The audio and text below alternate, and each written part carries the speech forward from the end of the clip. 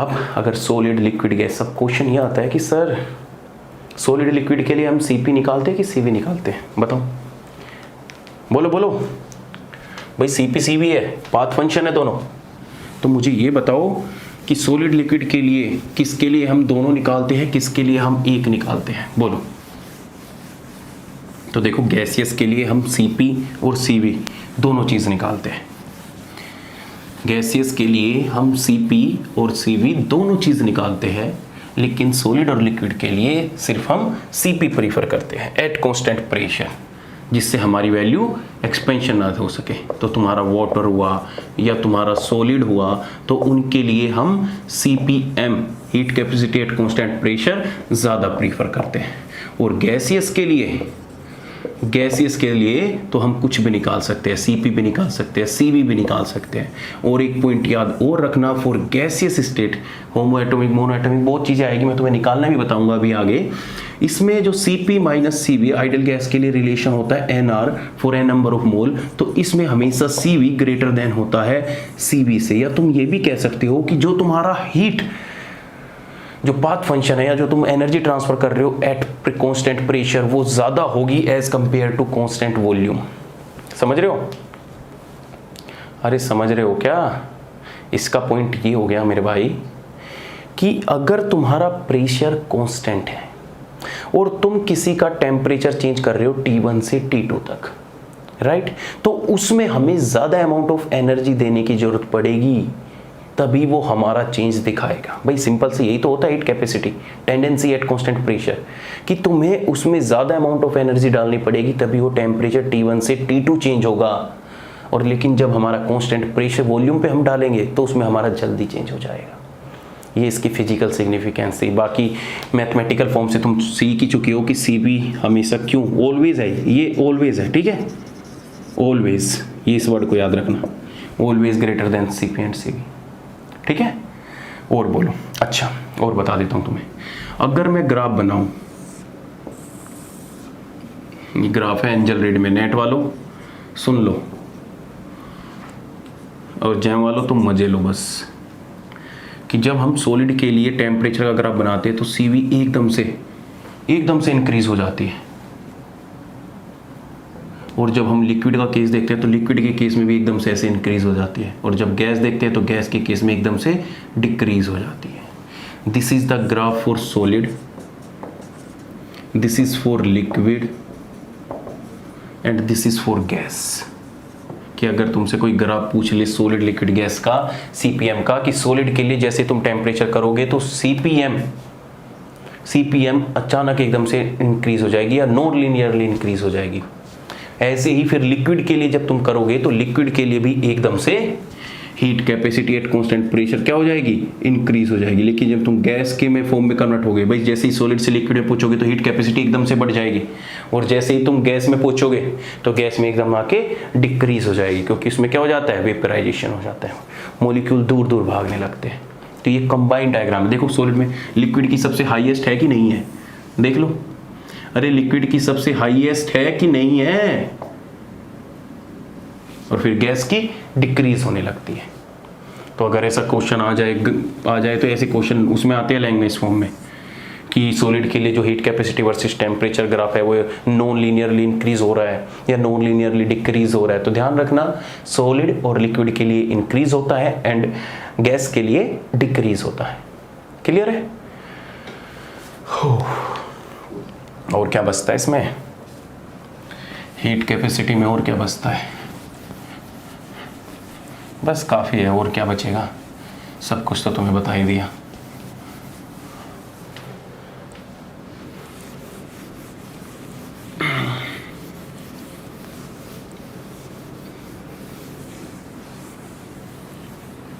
तो ये तुम्हारी हीट कैपेसिटी की न्यूमेरिकल बचते हैं। न्यूमेरिकल करोगे?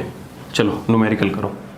क्वेश्चन देता हूँ मैं तुम्हें, क्वेश्चन लिखो तुम, लिखो, चलो क्वेश्चन लिखो, क्वेश्चन लिखो।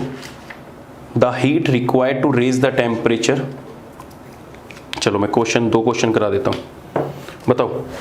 The heat is required to raise the temperature 15 degree celsius to 75 degree celsius of 54 gram of water, of 50 gram of water at constant pressure is 75 joule per Kelvin per mole. What is the enthalpy change for the process? What is the enthalpy change for the process? Right? चलो दो question है, ये थोड़े से मैं करा देता हूँ तुम्हें जिससे तुम्हारे याद रहे। चलो क्वेश्चन क्या दे रखा है? क्वेश्चन बिल्कुल सिंपल है। तुम्हें क्या दे रखी है? टेम्परेचर दे रखे है। T1 टेम्परेचर है तुम्हारा 15 डिग्री सेल्सियस और T2 टेम्परेचर है तुम्हारा 75 डिग्री सेल्सियस। ठीक है, एंथैल्पी चेंज पूछ रहा है। एंथैल्पी चेंज पूछ रहा है क्या होगा 54 ग्राम ऑफ वाटर के लिए। राइट, गिवन क्या है? Heat capacity at constant pressure. ओ सुन लो, कभी कभी तुम्हें हीट कैपेसिटी भी गिवन होती है या तुम्हें पता ही नहीं लगता कि हीट कैपेसिटी गिवन है कि नहीं है, तो यूनिट से पहचान लेना, जूल पर केल्विन पर मोल। तो कितनी दे रखी है वाटर के लिए? 75 जूल पर केल्विन पर मोल। राइट, तो बस क्या निकालनी है? एंथैल्पी चेंज निकालनी है। बताओ क्या होता है एंथैल्पी चेंज? तो बिल्कुल अभी तो बताया कि n C p d T, या तुम कर लो डेल एच इक्वल टू हो जाएगा एन सी पी, और यहाँ पे कितना हो जाएगा T2 माइनस के T1। और अब देखो कुछ ज़्यादा स्मार्ट से बच्चे होते हैं ना, वो क्या करेंगे? फटाफट टेम्परेचर को केल्विन में कन्वर्ट स्टार्ट करेंगे। अरे भाई, तुम इसे केल्विन में कन्वर्ट स्टार्ट कर लो या सेल्सियस में डिफरेंस देख लो, दो टेम्परेचर के बीच का डिफरेंस तो सेम ही आएगा। अभी देखो, सपोज करो कि मैं ले रहा हूँ 20 डिग्री सेल्सियस ले रहा हूँ, या तुम 20 छोड़ो, मैं ले रहा हूँ एक टेम्परेचर है 100 डिग्री सेल्सियस और एक टेम्परेचर 200 डिग्री सेल्सियस। अब कभी भी तुम दो टेम्परेचर के बीच का डिफरेंस देखोगे T1 T2 इन सेल्सियस, तो वो भी क्या आएगा? 100 डिग्री आएगा कि नहीं आएगा? अगर तुम केल्विन में देखोगे तो लो केल्विन कर लो, 373 केल्विन आ गया और इसमें 200 जोड़ दोगे, 2 होता है ना 400, 473 केल्विन आ गया। तो कभी भी दो टेम्परेचर के बीच का डिफरेंस जो होता है ना, दो टेम्परेचर के बीच का डिफरेंस होता है वो हमेशा सेम ही रहेगा, चाहे तुम सेल्सियस में कर लो वह टेम्परेचर को चेंज या फिर केल्विन में कर लो, दोनों के बीच का डिफरेंस सेम ही रहेगा। तो जो जल्दी जल्दी स्टार्टिंग में करते हैं ना, वो डायरेक्ट पहले ये काम करते हैं, फटाफट टेम्परेचर को कन्वर्ट कर लो केल्विन में और इसको भी केल्विन में कर लो। लेकिन बाद में आता क्या है? डिफरेंस, और डिफरेंस तो सेम ही रहेगा चाहे तुम सेल्सियस में करो या फिर केल्विन में कर लो। तो तुम्हारा कितना हो जाएगा? Del H. मोल क्या होता है? मोल क्या होता है? 54 ग्राम है, 54 अपॉन में कितना आ जाएगा? 18। मोल तो निकाल लोगे ना, मास अपॉन में मोलर मास, इनटू सीपी कितनी दे रखी है? 75 जूल पर केल्विन पर मोल दे रखी है, इनटू टेम्परेचर निकालोगे, 75 में से क्या 5 में से 5 0, 60 आ जाएगा। बस इस वैल्यू को सोल्व कर देना और तुम्हारा del H is equal to आ जाएगा 13,500 जूल आ जाएगा, या फिर किलो जूल में पूछ ले तो 13.5 किलो जूल आ जाएगा। राइट, कर लोगे? It's very easy. चलिए सेकंड क्वेश्चन करिए। सेकंड क्वेश्चन क्या है? लिखो 229 joule of enthalpy, 229 joule of enthalpy supply to 3 mole of an ideal gas at constant pressure. At constant pressure, if temperature raised by 2.55 Kelvin, if temperature raised by 2.55 Kelvin, find Cp and Cv. बोलो, find Cp and Cv.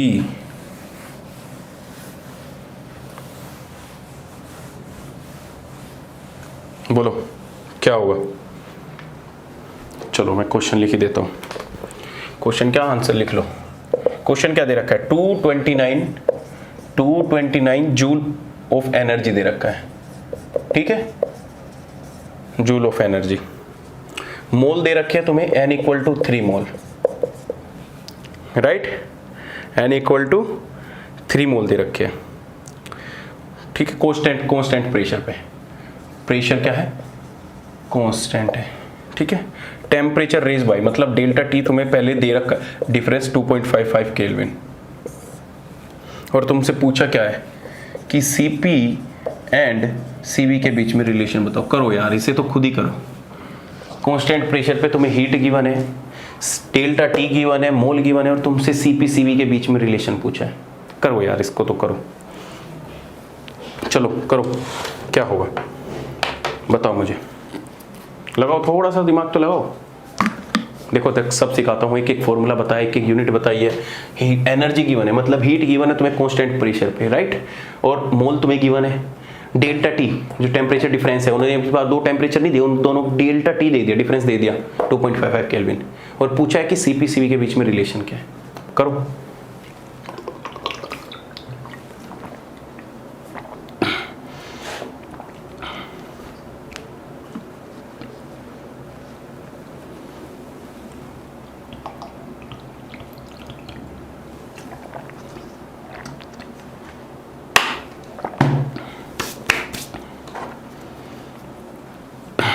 चलो कर लिया तुमने, मुझे पता है।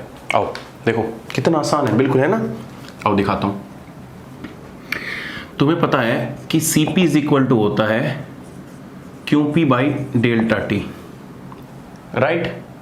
होता है कि नहीं होता। और यहां पे मोल दे रखे हैं, मोल दे रखे हैं ना, कितने मोल दे रखे थे नहीं, तो Cp इज इक्वल टू कितना हो जाएगा, dQp अपॉन में n डेल्टा पी। हो जाएगा कि नहीं हो जाएगा, बोलो भाई।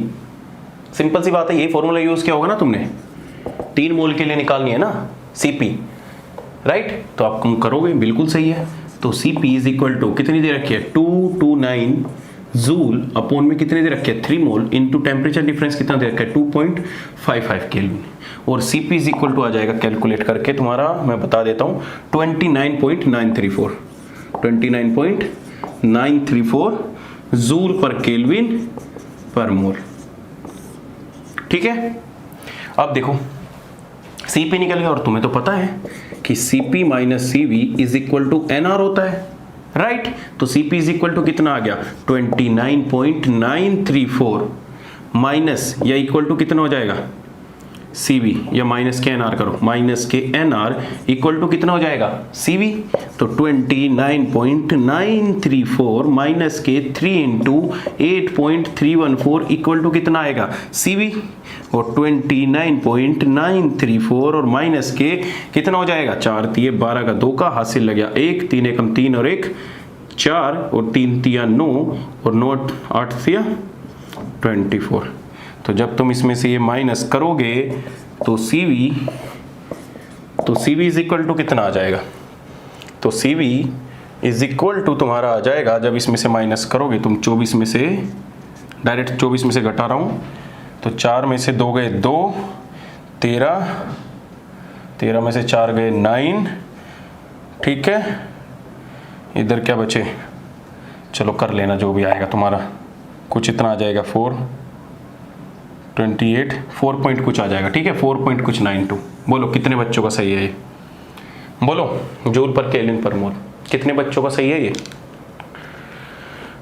कर लोगे ना। इजी था ना, है ना। काटो इसे, इजी था फिर भी तुम लटक गए इस पर।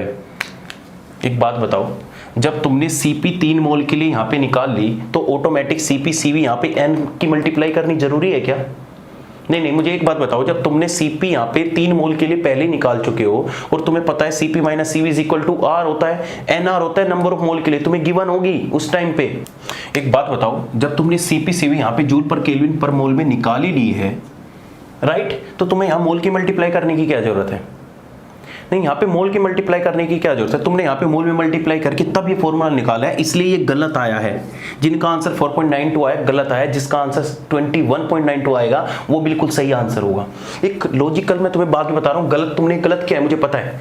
तो जिन्होंने गलत किया उन्होंने ये मिस्टेक की कि इस मोल को यहाँ पे भी मल्टीप्लाई कर दिया, 2 बार मल्टीप्लाई कर दिया। एक बात बताओ, एक सिंपल सी मुझे एक बात बता मेरे भाई, कि अगर तुमने इस मोल को यहाँ पे भी मल्टीप्लाई कर दिया, राइट, तुमने इस मोल को यहाँ पे मल्टीप्लाई कर दिया 3 मोल, देखो इसकी यूनिट होती है जूल पर केल्विन पर मोल, राइट, इसकी भी जो यूनिट होती है जूल पर केल्विन पर मोल, राइट, इज इक्वल टू, जब तुमने इस मोल के साथ मल्टीप्लाई कर दिया तो यहाँ पे कितना आएगा, मोल इनटू इसकी यूनिट क्या होती है 8.314 जूल पर केल्विन पर मोल होती है कि नहीं होती? अब इस मोल से मोल कट जाएगा, कट गया। अब मुझे बताओ कि जब तुम Cv निकालोगे तो Cp माइनस जूल पर केल्विन और इधर क्या है जूल पर केल्विन पर मोल, तो मुझे बताओ कि ये माइनस हो पाएगा? जो तुमने ये माइनस किया है, क्या ये माइनस हो पाएगा क्या? भाई कोई चीज अगर माइनस होता है तो सेम यूनिट में से तो माइनस हो गया। भाई एक बात बताओ, मैं तुम्हें कह रहा हूं कि 2 सेंटीमीटर माइनस के 1 सेंटीमीटर कर लोगे कि बोल दो कि सर 1 सेंटीमीटर आ गया, इट इज ओके। लेकिन अगर मैं बोल दूं 2 सेंटीमीटर स्क्वायर माइनस के 1 सेंटीमीटर, कैसे करोगे भाई? ये सेंटीमीटर स्क्वायर है, ये एरिया है, और ये लेंथ ले रखी है तुमने 1 सेंटीमीटर, इसमें से इसको किससे माइनस कर दोगे? बोलो, नहीं कर सकते ना। तो इस तरीके से तुमने यहाँ पे मिस्टेक कर दी। तुमने यहाँ पे सीपी क्या निकाला, जूल पर केल्विन पर मोल निकाला, लेकिन तुम्हें दोबारा यहाँ मोल की मल्टीप्लाई नहीं करनी चाहिए थी। तुम्हें यहाँ पे मोल की मल्टीप्लाई नहीं करनी चाहिए थी। अब देखो, अब बिल्कुल इजी होगा, अब तुम्हारा क्वेश्चन बिल्कुल सही होगा, क्योंकि इधर भी जूल पर केल्विन पर मोल हो गया, इसकी यूनिट भी क्या होती है 8.314 जूल पर केल्विन पर मोल होती है। अब जूल पर केल्विन पर मोल में से जूल पर केल्विन पर मोल माइनस होके क्या बचेगा? सीवी जूल पर केल्विन पर मोल ही बचेगा। समझ रहे हो मेरी बात? समझ गए? मुझे पता है, प्यार ही इतना है तुम्हें मुझसे, हर बात समझ जाते हो, समझे? तो बस कुछ नहीं करना था, करो। सीपी कितना आ गया? 29.934 माइनस के क्या कर दोगे 8.314 जूल पर केल्विन पर मोल इज इक्वल टू क्या आ जाएगा? सीवी। और क्या आ जाओगे जब तुम माइनस कर दोगे, तो आंसर ही बता रहा हूं मैं डायरेक्ट तुम्हें, 21.62। तो सीवी इज इक्वल टू आ जाएगा 21.62 जूल पर केल्विन पर मोल। और कहते हो कि थर्मोडायनेमिक्स भारी है, थर्मोडायनेमिक्स में तो हमें डर लगता है, थर्मोडायनेमिक्स के हमसे क्वेश्चन नहीं होते। क्वेश्चन क्यों नहीं होते? क्योंकि तुम अंधों की तरह काम करने लगते हो, पागलों की तरह, बस क्वेश्चन दिखा फटाफट लग गए, स्टार्ट हो गए। थोड़ा सोच लिया करो बैठ के। तो मैं तो ये कहता हूँ अपना दिमाग लगाओ मत, जो मैं कह रहा हूँ वो करो बस। जितनी चीज़ें बताई उनको याद रखो, इससे बाहर कुछ नहीं आएगा। सिंपल है, कर लोगे। चलिए एक क्वेश्चन होमवर्क दे रहा हूँ मैं, क्वेश्चन दे रहा हूँ, लिखो दिस क्वेश्चन फॉर होमवर्क। लिखो the heat capacity of 10 mole of an ideal gas, net में आया था ये। The heat capacity of 10 mole of an ideal gas at certain temperature is 300 joule पर kelvin eight constant pressure. 300 joule per Kelvin at constant pressure. The heat capacity of the same gas at same temperature. The heat capacity of the same gas at same temperature and constant volume is. बोलिए। तो मैं इसका answer लिख के जा रहा हूँ। Answer है जिसका 217 जूल पर केल्विन। इस क्वेश्चन का आंसर है 217 जूल पर केल्विन। अगर मेरे पास किसी का मैसेज आ गया कि सर हमारा आंसर नहीं आ रहा, रिप्लाई नहीं करने का। 2 क्वेश्चन बता दिए, सेम एट इज इसके जैसा क्वेश्चन है, ग्रुप में डाल के पूछ लेना, कैसे भी कर लेना, 217 जूल पर केल्विन आंसर आएगा। ठीक है, कर लोगे? चलिए, तो अब मैं तुमसे कुछ और क्वेश्चन पूछ लेता हूँ हीट कैपेसिटी से रिलेटेड। चलिए मुझे बताइए, for ideal gas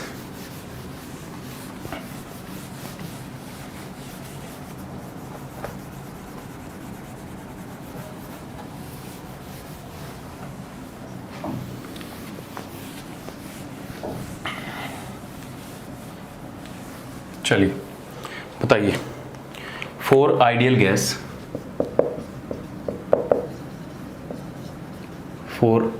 gas, del H by del T at constant pressure क्या होता है?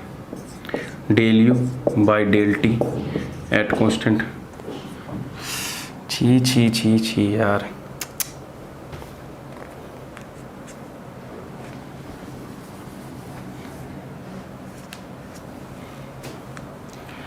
Del U by del T at constant volume लिख लो। चलो, वॉल्यूम क्या होता है?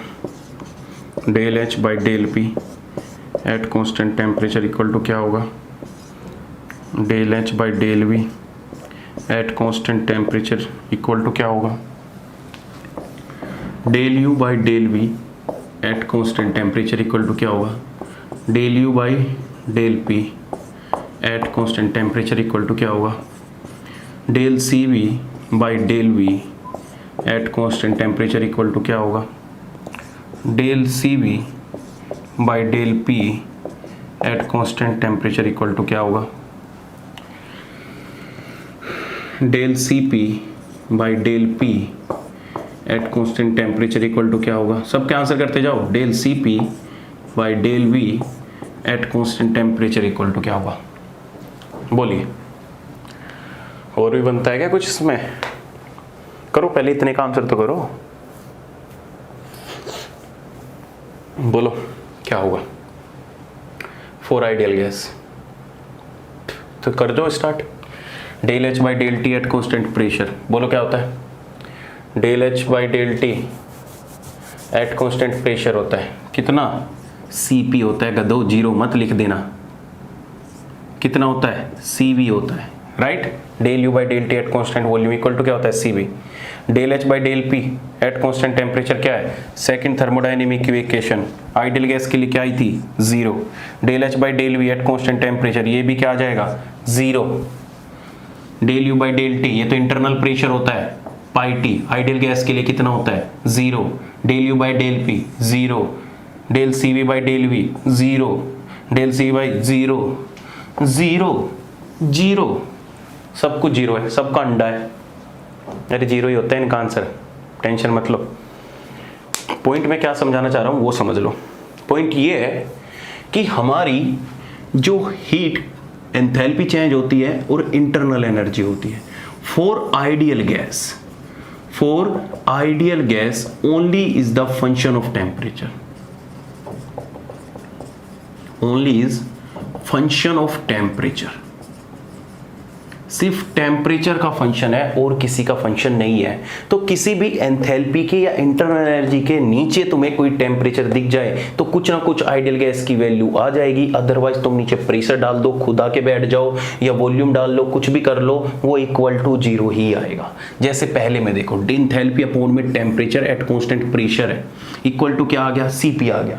तुम चाहो तो इसका expression del H by del T at constant volume भी निकाल सकते हो, वो भी नॉट इक्वल टू जीरो ही आएगा। इसका expression del U by del T at constant pressure, वो भी नॉट इक्वल टू जीरो ही आएगा। नीचे बस टेम्परेचर होना चाहिए, नीचे बस टेम्परेचर होना चाहिए, कुछ ना कुछ वैल्यू जरूर आएगी। अगर नीचे टेम्परेचर नहीं है, देखो enthalpy is the function of temperature, temperature constant रख दिया, प्रेशर के साथ चेंज कर रहे तो ऑब्वियसली बात है जीरो आएगा। नीचे देखो वॉल्यूम चेंज कर रहे हैं टेम्परेचर, तो ऑब्वियसली बात है जीरो आएगा। इधर देखो internal energy with respect to volume, temperature को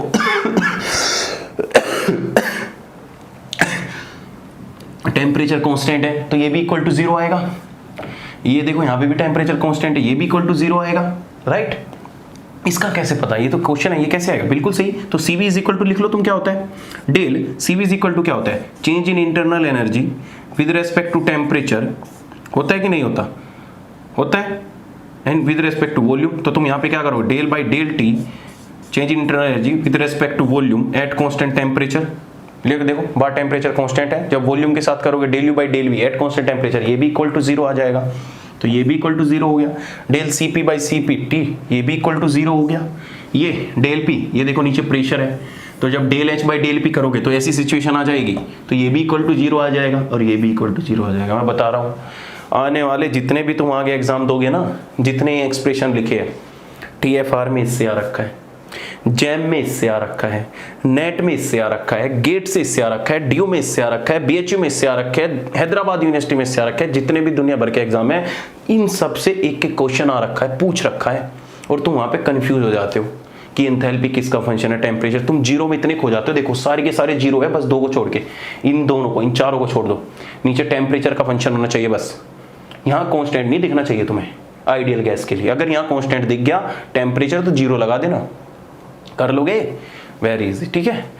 तो हीट कैपेसिटी तुम्हारा अब जाके बिल्कुल खत्म होता है, ठीक है। अभी बचता है, अभी पढ़ाऊंगा, टेंशन मत लो, मैं थक गया थोड़ा, इतना हो गया। अब नेक्स्ट पॉइंट क्या बचता है हीट कैपेसिटी का, कि डिग्री ऑफ फ्रीडम क्या होता है। डिग्री ऑफ फ्रीडम सुना है ना, इक्विपार्टीशन ऑफ एनर्जी। तो नेक्स्ट टॉपिक डाल लो कि what is the degree of freedom. तुम्हारा हीट कैपेसिटी में इससे ज्यादा नहीं पूछेगा, ठीक है। चलिए नेक्स्ट हेडिंग डालो, what is degree of freedom.